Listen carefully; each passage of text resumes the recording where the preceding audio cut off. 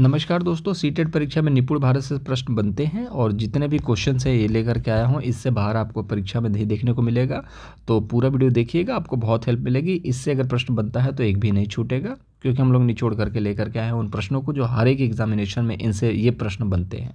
Channel को अगर subscribe नहीं करा तो अपडेटेड कंटेंट के लिए सब्सक्राइब कर लीजिए। वीडियो को लाइक नहीं करा तो वीडियो को लाइक ज़रूर कीजिएगा और अच्छा ना लगे तो डिसलाइक कीजिएगा। कुछ पूछना है तो कमेंट बॉक्स में पूछ सकते हैं। इसकी PDF जो है वो टेलीग्राम पर मिल जाएगी। तो चलिए पहले चीज़ों को सीखना स्टार्ट करते हैं। कुछ इंपॉर्टेंट चीज़ें हैं निपुण भारत से रिलेटेड, उस चीज़ को देख लेते हैं। इसका उद्देश्य जो है 3 से लेकर के 9 वर्ष तक के बच्चे को, मतलब कि 3 to 9 ईयर के बच्चे को क्या करना है, यहाँ पर सीखने पर ज़रूरतों को पूरा करना। ज़रूरत क्या है कि बच्चा थोड़ा सा साक्षर बन जाए, अंकों को लिखना सीख जाए, पढ़ना सीख जाए, समझना सीख जाए। ये सारी चीज़ें क्लास 3 तक के बच्चों की बात की जा रही है। अब बच्चा यहाँ पर कन्फ्यूज होता है 3 साल से 9 साल तक के बच्चों के लिए है या कक्षा 3 के लिए है। तो याद रखिएगा, आपको कॉमन सेंस तो आपके पास है ही कि 3 से लेकर के 9 साल तक का बच्चा जो होगा वो कहाँ पर होगा। जब बच्चा 9 साल का होगा तो एटलीस्ट तीसरे साल में तो होगा ही होगा। आपको पता ही है, आपको तो ये बात पता ही है कि RTE क्या कहता है कि 6 से लेकर के 14 साल तक के बच्चों को मुफ्त शिक्षा मिलनी चाहिए। अब देखोगे आप तो 6 से लेकर के 14 साल तक के बच्चे कौन से होते हैं, प्राइमरी से लेकर क्लास 8 तक के। अब क्लास 9, जब बच्चा 9 साल का होता है तो तीसरी क्लास ऑलमोस्ट फिनिश कर चुका होता है और चौथी क्लास में एंटर कर चुका होता है। ठीक है, अब आपको ये भी पता है RTE कहता है कि किसी बच्चे को फेल नहीं कर सकते। तो लक्ष्य यही है कि जो बच्चा है 3 से लेकर के 9 साल तक, तो इस दरमियान जो बच्चा क्या होगा, क्लास 3 ऑलमोस्ट कंप्लीट कर चुका होगा। उसमें उसके अंत तक उसको पढ़ने, लिखने और अंकों के ज्ञान से यहाँ पर कहीं ना कहीं सीखने में दक्षता हासिल करानी है। ठीक है, तो इस चीज़ को याद रखिएगा। वांछित सीखने में मतलब कि वो फिल्ट्रेशन, मतलब अच्छी चीज़ें सीखने में दक्षता हासिल करें, जो इंपॉर्टेंट चीज़ें हैं। तो ये लक्ष्य कब रखा गया, 2026 से 2027 तक का लक्ष्य रखा गया है, ग्रेड 3। इसके प्रैक्टिस सेट भी लगाएंगे, मज़ा आएगा इस सेशन में पूरा आपको। तो यहाँ पर आप देख लीजिए पूरा ये चीज़ है। कब लागू हुआ, तो 5 जुलाई 2021 को लागू हुआ। इसका जो फुल फॉर्म है नेशनल इनिशिएटिव फॉर प्रोफिशिएंसी। अब देखिएगा, नेशनल आपको देखना है यहाँ पर, initiative for proficiency in reading with understanding, मतलब कि लिखना है तो अंडरस्टैंडिंग के साथ। जैसे कि रीडिंग मतलब कि पढ़ना, पढ़ना विथ अंडरस्टैंडिंग मतलब कि पढ़ना है, जैसे कि मैंने लिख दिया ये पढ़ना, अब आपने इसको पढ़ना। अब इसमें अंडरस्टैंडिंग भी आपकी इंपॉर्टेंट होनी चाहिए। सिर्फ आपको पढ़ने नहीं आना चाहिए। जैसे कोई चीज़ आप पढ़ते हो, जैसे कोई क्वेश्चन आप पढ़ते हो आज के समय में, मान के चलो पेडागोजी का, आपको क्वेश्चन समझ में ही नहीं आ रहा, तो मतलब कि आपको निपुणता नहीं है। आपको पढ़ने आना चाहिए ना। तो इसी चीज़ के लिए तो हम लोग सिखाने की कोशिश करते हैं कि ठीक है, क्वेश्चन को पढ़ना कैसे है, क्वेश्चन को टैकल कैसे करना है, अप्रोच क्या लगानी चाहिए कि क्वेश्चन के ऑप्शन आपको समझ में आए कि क्वेश्चन पूछना क्या चाहता है और ऑप्शन क्या बताना चाहता है। ठीक है ना। तो छोटा बच्चा है, छोटा बच्चा तो अभी नया नया है दुनिया में, उसको पता है नहीं, उसको चीज़ों को पढ़ना तो सिखाना है, लेकिन उसके साथ अंडरस्टैंडिंग भी उसकी डेवलप होनी चाहिए कि बच्चा उस चीज़ को सीख सके कि आखिर हम पढ़ क्या रहे हैं, इसका महत्व क्या है, आखिर इसको पढ़ने से इस चीज़ का अर्थ क्या निकलता है, ये सारी चीज़ें। एंड न्यूमेरेसी मतलब कि कहीं ना कहीं आप नंबर्स का भी उसको ज्ञात होना चाहिए। अब किस तरीके से नंबर डिवाइड है उसको भी देखेंगे, फिर हम प्रैक्टिस सेट लगाएंगे। तो यहाँ पर देखिए बाल बाटिका की अगर हम बात करेंगे तो 10 तक के अंकों को पहचानने को सिखाया जाता है। जैसे प्री प्राइमरी क्लास 1 से पहले के जो छोटे छोटे बच्चे हैं उनकी हम बात करेंगे, तो 10 तक के अंकों को जानना सीख जाए और 2-3 अक्षरों वाले सरल शब्द बोलना सीख जाए। जैसे कि मम्मी टॉफ़ी, ये बोलना सीख जाए, मम्मी टॉफ़ी, पापा टॉफ़ी, मम्मी पानी, मम्मी दूधू, ये सब बोलना सीख जाए। बाल बाटिका में सिर्फ इतना ही लक्ष्य रखा गया है, क्लास 1 से पहले पहले, मतलब 3 से 4 साल तक के बच्चों का ये हिसाब किताब है। अब जब देखोगे ऊपर जाओगे आप तो 5 साल 6 साल का जब बच्चा होगा तो उसके लिए कुछ चीज़ें और हैं, देख लेते हैं। ग्रेड 1 है। अब ग्रेड 1 के लिए देखेंगे तो सरल जोड़ और घटाव करें। और जो कंटेंट है ना, ये मैं रात को ही रिकॉर्ड कर रहा हूँ, आपको भी पता चल रहा होगा कि रात को तो मेहनत लगती है यार। मैं चाहता हूँ कि परीक्षा से पहले आप लोगों को कंटेंट दे सकूँ। ठीक है, तो अप्रिशिएशन तो बनता है। चैनल के साथ जुड़ोगे तो और भी मेहनत कर रहा हूँ, और भी अच्छे अच्छे कंटेंट दूंगा। जितने बच्चे अभी एग्जामिनेशन नहीं दे पाए हैं, मैं कंटेंट तैयार कर रहा हूँ। मेहनत लगता है, टाइम भी लगता है, आप इस चीज़ को समझते भी होंगे। ठीक है, क्योंकि आप खुद मेहनत कर रहे हैं पेपर के लिए। ठीक है, तो सरल जोड़ और घटाव 99 तक। देखिए जब भी आप देखेंगे ग्रेड 1, तो सवाल जब बनेगा ग्रेड 1 में कितने अंकों तक को पढ़ना और लिखना सिखाना है, तो ग्रेड 1 है तो 2 9 हो जाएगा। ठीक है, ग्रेड 1 है ना, तो 9 की संख्या कितनी हो जाएगी, 2, मतलब 99 तक की संख्याएं पढ़े और आयु उपयुक्त पाठ में कम से कम 4 से 5 शब्द। तो कम से कम यहाँ पर 4 से 5 शब्द लिखना सीख जाए, मतलब बोलना सीख जाए, छोटे छोटे वाक्यों का प्रयोग करना सीख जाए। मम्मी खेलने जा रहा हूँ, ये सब बोलना सीख जाए। मम्मी खेलने जा रहा हूँ, मम्मी मैं टीवी देखूँगा, मम्मी मैं खाना खाऊँगा, ये सारी चीज़ें बोलना सीख जाए और 99 तक की संख्याओं को पढ़ना और लिखना सीख जाए। ठीक है, आगे देखते हैं। ग्रेड 2 आता है, तो ग्रेड 2 में क्या करना है आपको, 99 तक। ठीक है, 999 तक की संख्याओं को पढ़ना लिखना सीख जाएगा। ठीक है, अब यहाँ पर 99 तक की संख्याओं के घटाए, तो ये इंपॉर्टेंट नहीं है, इसको याद मत रखिए। ठीक है, ये इंपॉर्टेंट नहीं है, याद रखिएगा 99 तक संख्याएं पढ़े और लिखे। देखिए बहुत ज़्यादा खिचड़ी पढ़ लेने से भी दिमागी ख़राब हो जाती हैं। ठीक है ना, तो आपको सिर्फ उतना ही पढ़ना है जितना इंपॉर्टेंट है, और 45-46 शब्द जो है प्रति मिनट बोल सके। जैसे कि मान के चलो कि कोई भी एक गाना जैसे गुनगुनाना नहीं होता जल्दी जल्दी, हनी सिंह का ही कोई गाना है उसको गुनगुना दिया। ठीक है, तो 1 मिनट के अंदर जल्दी जल्दी बोल सके, इतनी चीज़ें होनी चाहिए। ठीक है, इस चीज़ को याद रखिएगा। जैसे कहानी सुनाना, कविता सुनाना, स्कूल्स में आपने देखा भी होगा कि जब भी मान लो 26 जनवरी आ रहा है तो बच्चों से कोई गाना ही गाने के लिए बोल दिया गया, कोई कविता बोल दी गई, कोई भाषण देने के लिए बोल दिया गया।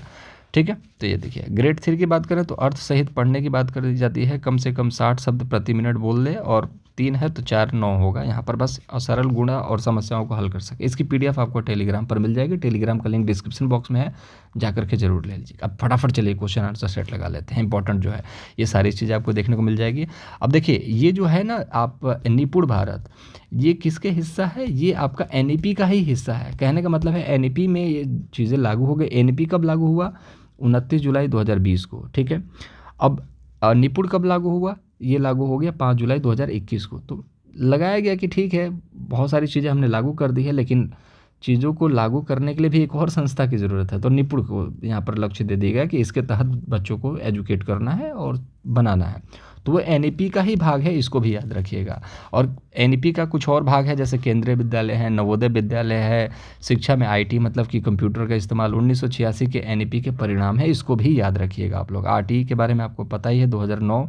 ठीक है, 6 से 14 साल तक के बच्चों को यहाँ पर मुफ्त शिक्षा की बात की जाती है, और वंचित जो वर्ग है वहाँ पर आपको आर्थिक सहायता मतलब 25% सीटों का आरक्षण है निजी विद्यालयों में। अब ये क्यों है, क्योंकि आपको RTE के बारे में पता है कि RTE क्या कहता है कि कम से कम 1 किलोमीटर के रेंज में स्कूल होना चाहिए। अगर स्कूल दूर पड़ता है तो बच्चा प्राइवेट में जा कर के अपने बच्चे को पढ़ा सकता है, वहाँ पर भी फैसिलिटीज़ हैं 25% तक की सीटों की। ठीक है, बाकी यहाँ पर देखोगे तो भाग 4 में ये सवाल बन सकते हैं। संविधान के भाग 4 में शिक्षा है, अनुच्छेद 45, अनुच्छेद 29, 39F, और 1976-42वें संविधान संशोधन में समवर्ती सूची में इसको शामिल किया गया था। और आपको पता है B.Ed BTCM का जो खेल चल रहा है कि B.Ed बाहर हो जाएगा और सरकार ने B.Ed को अंदर प्राइमरी में ले रखा है, वो सारी चीज़ें अलग मैटर है, उस पर मैं बात नहीं करूँगा। लेकिन जो मैं ये चीज़ बताना चाहता हूँ कि ये जो फैसले होते हैं ना समवर्ती सूची में, इसमें राज्य और सरकार, केंद्र सरकार और राज्य सरकार दोनों मिलकर के फैसले करते हैं। लेकिन अगर जहाँ भी डाउट हो जाए कि यार राज्य सरकार और केंद्र सरकार में मतभेद हो जाए, तो केंद्र सरकार की बातें सुनी जाती हैं। तो B.Ed BTCM में यही आपको पॉसिबिलिटीज़ देखने को मिलेगा कि B.Ed यहाँ पर जीत मिलेगी, इसमें कोई दो राय नहीं है, क्योंकि केंद्र ने अगर शामिल करा है तो केंद्र की ही बात अंततः मानी जाएगी। पॉसिबिलिटीज़ यही है, लेकिन मैं किसी की तरफ नहीं हूँ, मैं बस उसी तरफ हूँ कि बच्चा सीखना चाहता है, उसको मेरा काम है सिखाने का। तो ये समवर्ती सूची का भाग है, इसको याद रखिएगा। पहले राज्य सूची में था, अब इसको समवर्ती सूची में डाल दिया गया। राज्य अपने अपने हिसाब से मनमानी तरीके से चीज़ों को कराते थे, तो इसलिए इसको समवर्ती सूची में डाल दिया गया कि भैया राज्य मनमानी तरीके से शिक्षा न दे, केंद्र का भी उसमें ध्यान रहे। 86वां संविधान संशोधन आपको पता है 21A में परिवर्तनीय अधिकार बना दिया गया। ठीक है, आप इस चीज़ को जानते हैं। तो कुछ इंपॉर्टेंट फैक्ट्स थे, इसको डिस्कस करना इंपॉर्टेंट था, इसलिए मैंने आप लोगों के साथ डिस्कस कर लिया है। आप लोगों ने, कुछ लोगों को अच्छा नहीं लगा होगा तो फॉरवर्ड करके इस वीडियो को पूरा देख लेना। चलिए क्वेश्चन आंसर सेट फटाफट लगाते हैं। निपुण भारत योजना का लक्ष्य क्या है, तो ग्रेड 3 के अंत तक मूलभूत साक्षरता और गणना का लक्ष्य। ठीक है, आंसर नंबर सेकंड ऑप्शन। निपुण भारत को कब लागू किया गया, तो 5 जुलाई को लागू करा गया 2021 में। ठीक है, देखो मेरे से भी गलती हो गई ना, यहाँ पर 5 जुलाई देखते ही 2020-21 नहीं देखा, तो इस तरीके की गलती नहीं करनी है। 5 जुलाई 2021 आपको इस चीज़ को देखना है। ठीक है, चलिए भारत निपुण योजना को किसने लागू किया था, तो आपको मैंने अभी फ़ोटो भी दिखाया था, रमेश पोखरियाल जी थे, केंद्रीय शिक्षा मंत्री। ऑप्शन नंबर 3 आपका राइट आंसर होगा। नरेंद्र मोदी प्रधानमंत्री हैं, आप इस चीज़ को याद रखिएगा। और रक्षा मंत्री राजनाथ जी हैं, अमित शाह जो हैं हमारे गृह मंत्री हैं, इसको भी याद रखिएगा। चलिए, निपुण भारत निपुण योजना का उद्देश्य क्या है? नौकरी के अवसर उपलब्ध कराना। देखिए, अवसर तो पॉजिटिव है, लेकिन नौकरी के अवसर तो इसके बारे में तो निपुण भारत योजना बात नहीं करता ना। छात्रों को नौकरी देने की बात तो करता ही नहीं है। बात किस चीज़ की करता है? ना कि सुविधाओं का। बात ये करता है आधारभूत साक्षरता और संख्यात्मक ज्ञान को छात्रों के अंतर्गत विकसित करना। ठीक है, तो याद रखिएगा, साक्षरता का जो साक्षरता है और संख्यात्मक ज्ञान को बढ़ाने की बात करता है। चलिए, एक और प्रश्न देखेंगे। भारत निपुण योजना किस क्षेत्र के लिए लागू की गई है? तो शिक्षा के लिए, आपको पता है ये चीज़। ठीक है, इसमें कुछ समझने के लिए है नहीं, मैंने आपको ऑलरेडी पहले समझा दिया। और मैंने पहले क्या बोला है आपको कि जब हम लोग थ्योरी को देख, सबसे इम्पोर्टेंट क्या है कि मैं हर एक टॉपिक का पहले थ्योरी नहीं कराता। इस टॉपिक के लिए इम्पोर्टेंट था तो मैंने करा दिया जो इम्पोर्टेंट था, और उसके बाद अब देखो क्वेश्चन बड़े आराम से आपको स्मूथली आपके क्वेश्चन सॉल्व होंगे। चलिए, निपुण भारत योजना का लक्ष्य कब से कब तक रखा गया है? तो आपको अभी मैंने बताया कि 2026 से लेकर के 2027 तक लक्ष्य रखा गया है कि क्लास 3 तक का बच्चा जो है वो पढ़ने में कम से कम समझ को, मतलब जो भी चीज़ पढ़ता है उसकी अंडरस्टैंडिंग हो उसको कि वो क्या पढ़ रहा है, और जो लिख रहा है उसकी भी अंडरस्टैंडिंग हो क्या लिख रहा है।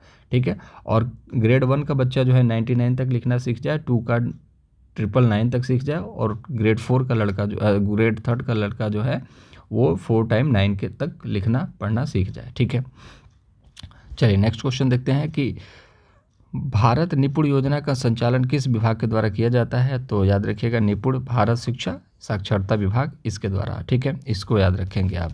अब संसाधन मंत्रालय, पर्यावरण शिक्षा मंत्रालय इसके द्वारा नहीं किया जाता है, निपुण भारत शिक्षा साक्षरता विभाग द्वारा इसका यहाँ पर संचालन किया जाता है। ठीक है, चलिए फुल फॉर्म के बारे में बात करेंगे। निपुण का पूरा नाम क्या है? तो जब भी फुल फॉर्म आए ना तो आपको कुछ चीज़ें टैग वर्ड पकड़ना पड़ता है यार, तभी जा कर के काम चलेगा आपका। ठीक है, अब यहाँ पर देखिएगा, national initiative for proficiency in reading with understanding and numeracy. ठीक है, नेशनल इन्फॉर्मेशन होगा नहीं, इनिशिएटिव है। नेचुरल इंस्टीट्यूट, ये गलत हो गया। नीड है ही नहीं, नेशनल होना चाहिए, तो गलत हो गया। आंसर नंबर फर्स्ट हो गया। बहुत ज़्यादा दिमाग इज हमारा विथ एंड इन, ये सारी चीज़ें फॉर मत देखना। बाकी सारी चीज़ें देखो, इतना सटीक नहीं बताया जाता है आपको कि इन, ऑफ, एंड, इसका ध्यान रखना है आपको। कुछ नेशनल के जगह नेचुरल बना दिया, नीड बना दिया, इनिशिएटिव की जगह इन्फॉर्मेशन बना दिया, तो इस तरीके के ही फुल फॉर्म आपको देखने को मिलेंगे। बहुत बड़े हाई लेवल के फुल फॉर्म नहीं देखने को मिलेंगे, तो इससे डरना नहीं है आप लोगों को। चलिए, निपुण योजना का कार्यान्वयन कितने स्तर पर किया जाएगा? तो याद रखिएगा 5 स्तर पर किया जाएगा, जिसमें जिसमें कि आप देखोगे कि राष्ट्रीय, राज्य, जिला, ब्लॉक स्तर पर इस तरीके से 5 है। स्कूल भी है उसमें। ठीक है, तो जिला, ब्लॉक, स्कूल, ये सारी चीज़ें हैं, तो 5 स्तर याद रखिएगा इसको। ठीक है, चलिए तो यहाँ पर देखेंगे, भारत निपुण योजना की निगरानी किस एजेंसी के द्वारा रखी गई है? बार बार पूछा जाने वाला प्रश्न, बार बार पूछा जाता है, याद रखिएगा, नोडल एजेंसी। तो कुछ इंपॉर्टेंट टर्म्स ये हैं कि किस साल तक, तो 3 से लेकर के 9 साल तक। ठीक है, लक्ष्य रखा गया है। क्लास कौन सा है? तीसरा क्लास है। एजेंसी कौन सी है? नोडल एजेंसी है। लागू कब हुआ? तो 5 जुलाई 2021 को लागू हुआ। रमेश पोखरियाल जी ने लागू करा, इस चीज़ को याद रखिएगा। ठीक है, अब इतने ही सवाल बनते हैं, बाकी फुल फॉर्म पूछ लिया जाता है। निपुण में आई का मतलब पूछ लिया जाएगा, तो इनिशिएटिव होता है। ठीक है, तो ये सारी चीज़ें हैं। अब यहाँ पर एक सवाल बनेगा कि बच्चों का आकलन किस प्रकार से किया जा सकता है? तो यार देखिए, केवल अध्यापक द्वारा गलत हो गया, मुख्य अध्यापक द्वारा गलत हो गया, जिलाधिकारी द्वारा गलत हो गया, विभिन्न प्रकार के तकनीकों के द्वारा। ये तो सभी, मैंने क्या बोला, ये एनईपी का ही भाग है। तो जो भी आप एनईपी के चीज़ों को आप पढ़ते हो ना, जो बच्चों के लिए हितकारी होगा, वो ऑप्शन यहाँ पर सही आपको देखने को मिलेगा। तो बिल्कुल परेशान इस चीज़ को लेकर के मत होना कि कुछ अलग टॉपिक है, ये एनईपी का ही टॉपिक है। थोड़ा सा बस वही है कि एक, जैसे कि एक परिवार होता है ना, जिसमें एक परिवार में 4 लोग होते हैं, तो बस एक बच्चा विदेश में रहता था, उसको बुला लिया गया। अब उसको समझने में थोड़ा सा टाइम लग रहा है, लेकिन जब पता है किसी परिवार का है तो कैसे लक्षण होंगे, उस लक्षण के हिसाब से उसको भी आप जज कर सकते हो कि इसका लड़का कैसा होगा, भले विदेश में रहता था। ठीक है, तो उसी से निकाला हुआ एनईपी का ही एक पार्ट है, इसको हम लोग पढ़ रहे हैं, तो बहुत ज़्यादा परेशान नहीं होना इस चीज़ को लेकर के।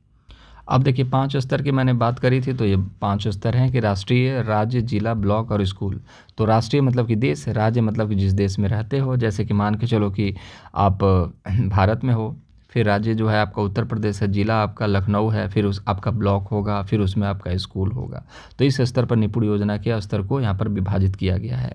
ठीक है। स्कूल मॉडल कितने महीने तक का रखा गया है, तो याद रखिएगा 3 महीने तक का रखा गया। 3 महीने तक का कैसा मॉडल है, तो आपको ये बात पता होना चाहिए। जैसे कि स्कूल में जाने से पहले की प्रिपरेशन, जैसे शादी से पहले की प्रिपरेशन होती है, घर से बाहर मत निकलो, स्किन सांवला हो जाएगा, ऐसा हो जाएगा, वैसा हो जाएगा, थोड़ा खाने पीने पर ध्यान दो। तो इस तरीके का मान के चलो, स्कूल में जाने से पहले मानसिक तौर पर बच्चों को तैयार किया जाता है। जैसे आपने देखा होगा प्ले स्कूल में बच्चे क्या करते हैं, पहले खेलने सीखना, मतलब स्कूल जाते हैं तो खेलते हैं ताकि उनका मन लग जाए कि हाँ स्कूल में खेलने को मिलता है। अब बच्चा स्कूल में पकड़ के उसको लिखना सिखाओगे तो बच्चा तो कभी स्कूल जाएगा नहीं। तो इसीलिए शुरू में बच्चों को 3 महीने तैयार करा जाएगा, ठीक है ना। तो याद रखिएगा 3 महीने जो है बच्चों को तैयारी का टाइम दिया जाता है। प्री कहीं ना कहीं एजुकेशन की हम बात करेंगे, ठीक है, तो तैयार किया जाता है। तो जब भी बच्चे को एजुकेशन स्टार्ट होगा उससे पहले 3 महीने का मॉडल यहाँ पर तैयार किया जाता है। 3 महीने का यहाँ पर टाइम रखा गया। तो कुछ ये इंपॉर्टेंट क्वेश्चन था, ठीक है। तो बस स्लाइड यहीं तक थी। ये कुछ इंपॉर्टेंट क्वेश्चन थे, इनको हम लोगों ने डिस्कस कर लिया है और इंपॉर्टेंट लगभग 15 के आसपास हम लोगों ने क्वेश्चन करे हैं। ये इंपॉर्टेंट है, इससे बाहर पूछता नहीं है और हमने ऑलमोस्ट सब कुछ कंप्लीट कर लिया है। अब इस छोटे से टॉपिक के लिए आप 2-2 घंटे का लेक्चर, 3-3 घंटे का लेक्चर देखोगे, मेरे समझ से तो गलत है। अब वो इंपॉर्टेंट टॉपिक देखो, बहुत सारी चीज़ें पढ़ने के लिए, बहुत सारी चीज़ें समझने के लिए हैं, लेकिन अब वही है कि छोटे से टॉपिक को भी आप बड़ा समझ करके बहुत ज़्यादा परेशान होने लगते हो। और ईबीएस जैसे टॉपिक में तो वैसे भी आपको परेशान नहीं होना होता है, लेकिन ये टॉपिक थोड़ा सा इंपॉर्टेंट था, मैंने डिस्कस करा दिया क्योंकि आगे भी काम आएगा। तो इंपॉर्टेंट क्वेश्चंस भी हम लोगों ने डिस्कस कर लिए, थोड़ी सी थ्योरी भी डिस्कस कर ली, इससे ज़्यादा कुछ पूछा नहीं जाता है। बाकी अच्छा लगा हो वीडियो तो लाइक कीजिएगा, अच्छा नहीं लगा डिसलाइक कीजिएगा, कुछ पूछना है कमेंट बॉक्स में पूछ सकते हैं। चैनल को सब्सक्राइब नहीं कर लीजिएगा ताकि आने वाली वीडियो का अपडेटेड कंटेंट आपको मिल सके, जिससे परीक्षा में आपकी हेल्प हो सके, ठीक है। मुलाकात अगले वीडियो में करेंगे, ख्याल रखिएगा।